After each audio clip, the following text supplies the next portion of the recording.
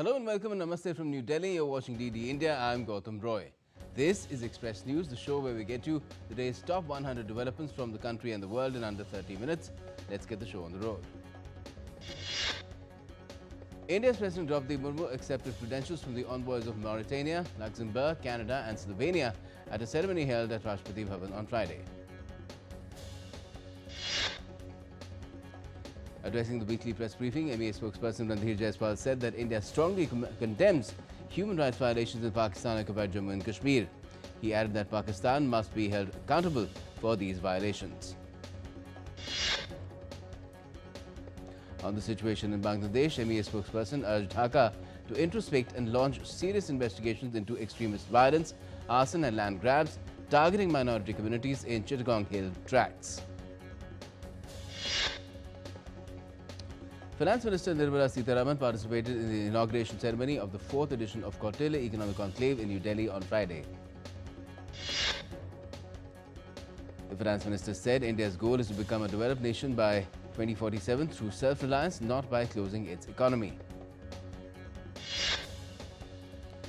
The FM stressed the need to sustain 8% GDP growth to achieve this target.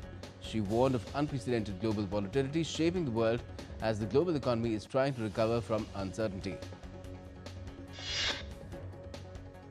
Home Minister and Minister for Cooperation Amit Shah inaugurated Sabha Dairy Plant in Haryana on Friday. Haryana Chief Minister Nayab Singh Saini also attended the event.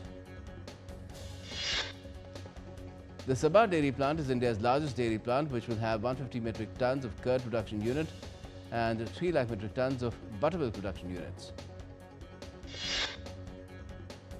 Speaking at the event, Home Minister Amit Shah praised the state for its high milk production capacity, while also talking about White Revolution 2.0 in near future.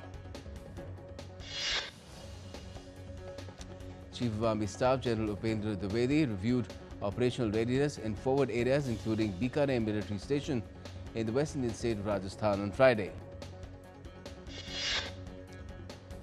Union Minister Dharmendra Pradhan and Odisha Minister Gokulananda Malik inaugurated a 7 crore Indian rupees fish farming facility in Hirakud in Sambalpur. Odisha ranks third in fish production with a total of 12 lakh metric tons of fish produced statewide. India's National Security Advisor Ajit Doval met with Special Advisor to the President of Brazil, Ambassador Celso Luis Nunes Amorim in New Delhi for the 6th India-Brazil Strategic Dialogue. Both sides discussed cooperation in multilateral fora such as the BRICS, IBSA and the forthcoming COP30 to be held in Brazil. India has been honoured with the prestigious ISSA Award 2025 for outstanding social security achievements. Union Minister Mansukh Mandaviya received the award in Malaysia. India secured the highest vote share in the ISSA General Assembly with 30 seats, showcasing its leadership in social protection globally. Dr. Mandaviya said that the award highlighted India's rise in social security coverage from 19% in 2015 to 64.3% in 2025, now covering over 940 million citizens.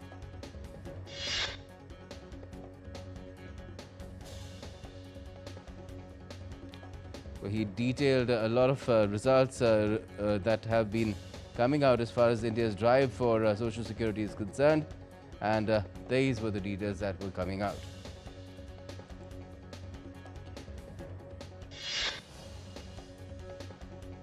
Now, the Air Chief Marshal has detailed how Indian Air Force decisively countered Pakistani aggression following the Pahalgam terror attack, destroying at least 5 fighter jets and forcing Pakistan to seek a ceasefire within 4 days.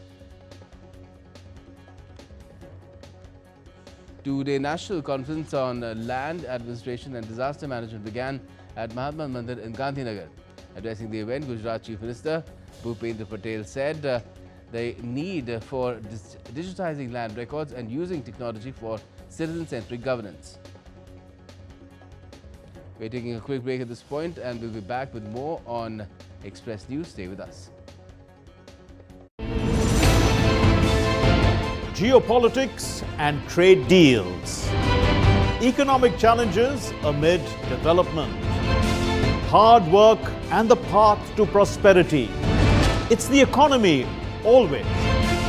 Between walkers, money is what money does and says. Supply creates its own demand. Between the bulls pulls and bears tears.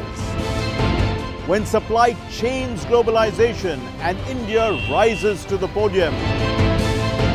We'll get you centered with the economic brief at 8 p.m. every Thursday on DD India. Complex issues, hidden agendas, twists and turns, strategic games. We think all dots are linked. We just need to connect them. Join me every week as I connect the dots to unravel hidden designs in statecraft, mysteries, and decode issues that matter to you. Watch Connecting the Dots with me at these times on DD India. Can the US launch a bombing campaign against Iran? The Philippines vessel suffered structural damage. The saga of child sexual abuse is the United States China's debt trap strategy. Truth is stranger than fiction. But sometimes hard to uncover.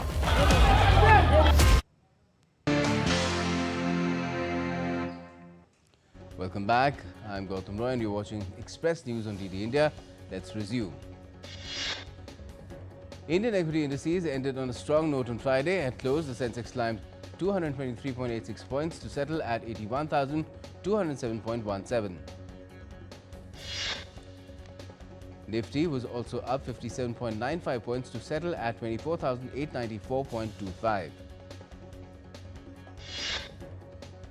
Gold futures maturing on the 5th of December was priced at 117,611 rupees per 10 grams on the multi-commodity exchange.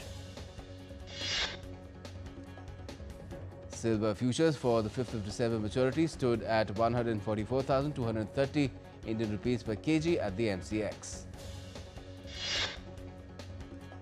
The rupee fell 8 paise to close at 88.79 against the US dollar.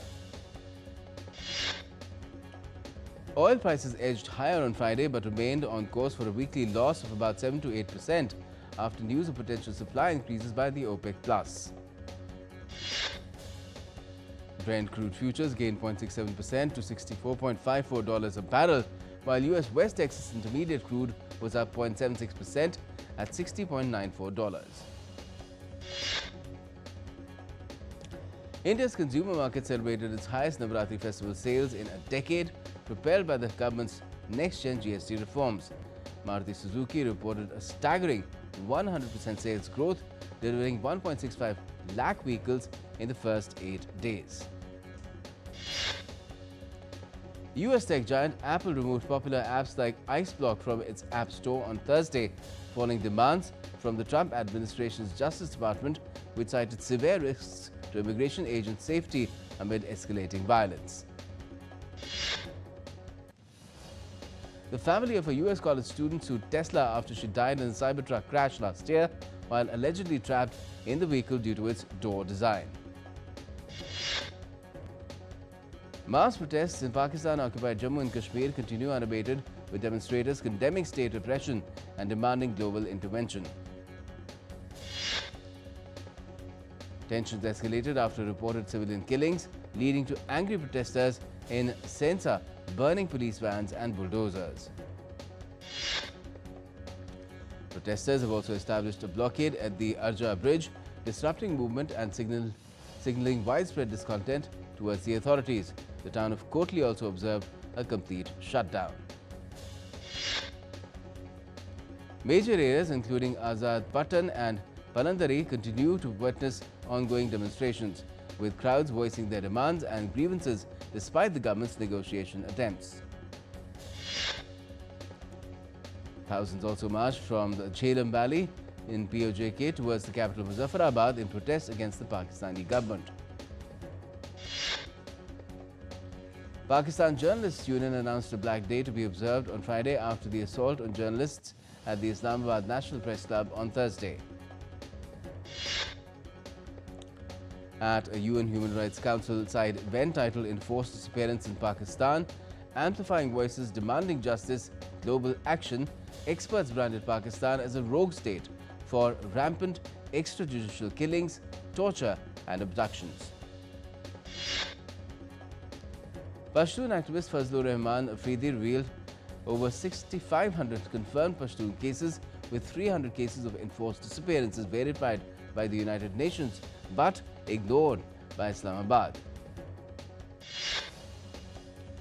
Days after US President Donald Trump secured Israeli Prime Minister Benjamin Netanyahu's backing for a US-sponsored peace proposal to end the conflict in Gaza, Hamas officials have said on Friday that the group still needs time to study the proposed plan. The United Nations Security Council has approved travel ban exemptions for Afghanistan Foreign Minister Amir Khan Muttaqi to visit India in October. Taiwan's Ministry of National Defense has reportedly detected 6 People's Liberation Army aircraft and 7 People's Liberation Army Navy vessels operating around the island, heightening concerns over Beijing's aggressive posturing. A cautious Philippines is also closely watching China's actions regarding a nature reserve at the disputed Scarborough Shoal in South China Sea. The death toll in a school collapse on Indonesia's main island of Java rose to 9 on Friday, but dozens are still believed to be under the rubble without signs of life days after the disaster. The US Senate will vote again on Friday on dueling Democratic and Republican plans to end a government shutdown, though there are no signs that either of these plans will win passage. Speaker Mike Johnson closed the door on House Republicans entering discussions to alter the short-term spending deal, saying that the bill's passage and the consequences if it doesn't are 100% the fault of Democrats. Madagascar's President André Rajoelina dissolved the government led by Prime Minister Christian Letsay in response to widespread youth-led protests over power and water shortages. Donald Trump has declared that the United States is engaged in an armed conflict with drug cartels, according to a notice sent to Congress following recent US strikes on boats off Venezuela.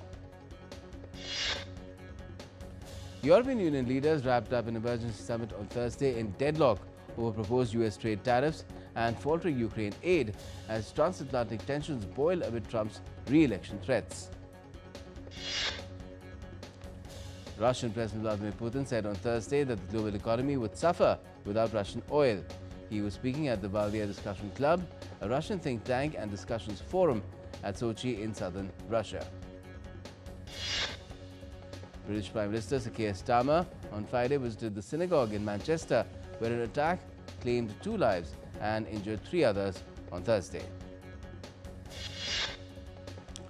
In news related to nature's vagaries, the death toll from Typhoon Boloi in Vietnam has risen to 51.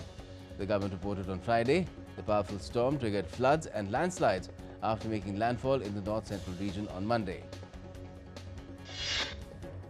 Authorities also confirmed 14 people are missing, 164 injured, and property damage estimated at 15.9 trillion dong, which is about $603 million.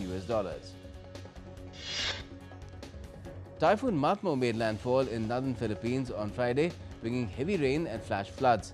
The country is still recovering from 2 strong typhoons in the last 2 weeks. After the Philippines, Matmo is heading to the South China Sea and is expected to get stronger. Hong Kong may face strong winds and heavy rain over the weekend. And Typhoon Matmo is set to hit southern China as well later. It's expected to reach Guangdong on Sunday, then move to Guangxi and Yunnan.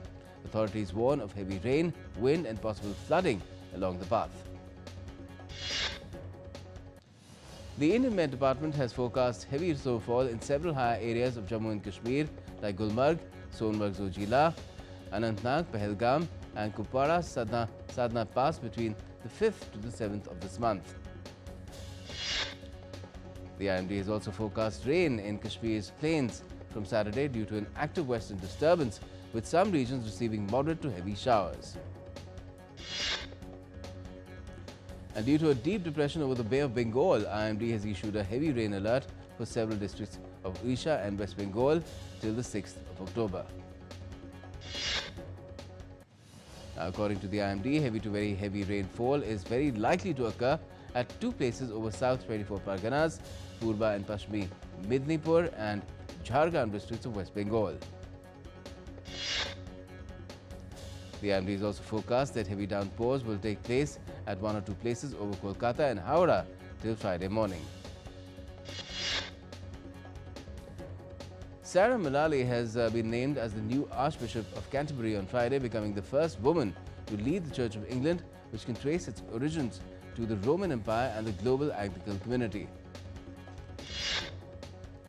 Captive bred olive ridley sea turtles hatchlings have been released at the El Giote beach in Guatemala. Last year, around 250,000 eggs were laid and approximately 2,300,000 hatchlings were released. Many visitors flock to a mountain in Japan's Yamanashi prefecture to catch the natural phenomenon known as Diamond Fuji, the rising or setting sun which aligns with the peak of Mount Fuji, creating the appearance of a shining diamond. Luxembourg's new Grand Duke Guillaume and his wife Grand Duchess Stephanie waved to crowds gathered under the balcony of the Grand Ducal Palace on Friday to welcome the royal couple. Chinese people started their 8-day National Day and Mid-Autumn Festival holiday on Wednesday with a good variety of vibrant activities, enjoying great entertainment amid a festive atmosphere. Egypt's historic Al-Azbakiyya book market, a fixture of Cairo's cultural life since 1907, has reopened after extensive renovations in coordination with the Egyptian Ministry of Housing. In northwestern Venezuela, discarded plastic and pieces of broken school furniture are being transformed into desks for students. At the Osaka World Expo 2025, visitors are experiencing a rare glimpse of history with the recreation of Japan's 16th century Golden Tea Room. The structure has been carefully replicated using modern techniques. In Hanoi, one of Italy's most prestigious orchestras made its Vietnam debut with a grand concert featuring 70 artists and timeless opera classics, a milestone in cultural exchange between the two nations. Concern mounts over persistent algae bloom in Australia despite hopes that storms and winter weather would clear it up. With spring now in that part of the world and warmer temperatures approaching, coastal communities face a challenging summer ahead. The 8th edition of Horse Exhibition has kicked off in El Jadida, Morocco, featuring the participation of 18 teams, each representing various regions and provinces of the kingdom. In Prayagraj, in the district of Uttar Pradesh, thousands of devotees gathered at the Triveni Sangam for a holy dip on Friday, marking Ekadashi, the next day after Vijayadashmi. The day is significant in the Hindu calendar, with rituals including abstaining from rice and performing sacred baths in the Ganges. The Mysore Dasara drone show on Thursday dazzled spectators with as many as 2,983 drones, forming a massive tiger image, earning a Guinness World Record for the largest aerial image. The event became a standout moment of the Dasara celebrations. Himachal's 7-day Kulu International Dussehra Festival began on Thursday with the Rath Yatra of Lord Raghunath. The festival of faith and folk culture will conclude on Wednesday with the symbolic burning of Lanka and the killing of Ravan. Now in news from the entertainment world, American supernatural horror film Final Destination Bloodlines, a 6th film in the iconic Final Destination franchise, is set to make its OTT premiere in India on the 16th of October. American actor and producer Nicolas Cage starrer biblical horror film The Carpenter's Son trailer has been released on Thursday. American singer-songwriter Taylor Swift has dropped her 12th studio album, The Life of a Showgirl, on Friday after revealing it in August on the New Heights podcast with fiancé Travis Kelce. The The studio album went on sale in the US on Friday with a promotional blitz that included midnight sales at Target stores. Stars of Tron Heiress took over London's Piccadilly lights on Wednesday in what was said to be the first ever rooftop red carpet above the famed site. It's the third installment of the series dating back to 1982 and a sequel to the 2010 movie Tron Legacy. The trailer of Bhagavad Chapter 1 Rakshas starring Bollywood actors Arshad Varsi and Jitendra Kumar was unveiled on Thursday. Bollywood actor Ajay Devgan unveiled the rebranded NY Cinemas as Devgan Cinex during the North Bombay Durga Puja, promising a next-generation cinematic experience. The much-awaited teaser of the Malayalam film Patriot starring Malayalam superstars Mammootty and Mohanlal has been released. The makers also dropped teasers in Telugu, Tamil and Hindi. India director Rishabh Shetty's film Kantara Chapter 1 has collected 60 crore Indian rupees in the country on its opening day on Thursday. The film had over 8,800 shows in India and was released in Kannada, Telugu, Tamil, Hindi and Malayalam. Singapore Police Force has said that it has submitted a copy of the autopsy report along with their preliminary findings on passing of late Assamese singer Zubeen Garg to the High Commission of India as it requested. In sports, India ended day 2 of the opening test match against the West Indies in a commanding position at the Narendra Modi Stadium in Ahmedabad on Friday. India reached 448 for 5 with stumps stretching their lead to 286 runs after centuries from KL Rahul, Dhruv Jurel and Ravindra Jadeja. Opener Rubia Haider slammed a half-century to lead Bangladesh to a 7-wicket victory over Pakistan in the Women's ODI World Cup in Colombo. India's medal rush at the World Para-Athletics Championships continued with Dharmbir Nain clinching silver and Atul Kaushik securing bronze. India's Mirabai Chanu clinched a silver in the women's 48 kg category at the World Weightlifting Championships in Norway. Tejaswini Singh won a silver medal in the women's 25-meter pistol event as India capped off a successful week at the Junior Shooting World Cup in New Delhi by topping the medals tally. The Indian junior women's hockey team suffered a narrow 4-5 loss to Canberra Chill in its last match of the Australia Tour at the National Hockey Centre in Canberra. Delhi-born cricketer Nikhil Chaudhary is set to make his debut in Australia's premier red ball competition, the Sheffield Shield for Tasmania, this weekend. Namibia and Zimbabwe sealed their places at the 2026 T20 Cricket World Cup with victories in their respective semi-finals at the African qualifiers in Harare. Novak Djokovic has said he'd be thrilled to reach the semi-finals of the Shanghai Masters for a chance to take on world number 2 Yannick Sinner once again.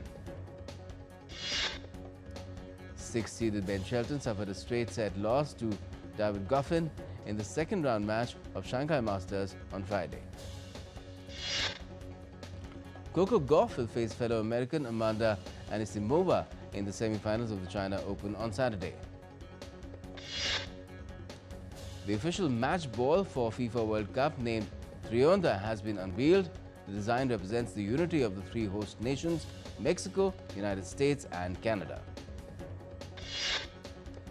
FIFA President Gianni Infantino and the most senior officials of World Soccer's governing body held a meeting in Zurich, Switzerland. Among the items for discussion at the FIFA Council was a proposal by South American Football Federation CONMEBOL to expand the 2030 tournament to 64 teams. That's it for the moment as far as Express News is concerned. Keep watching DD India for the latest.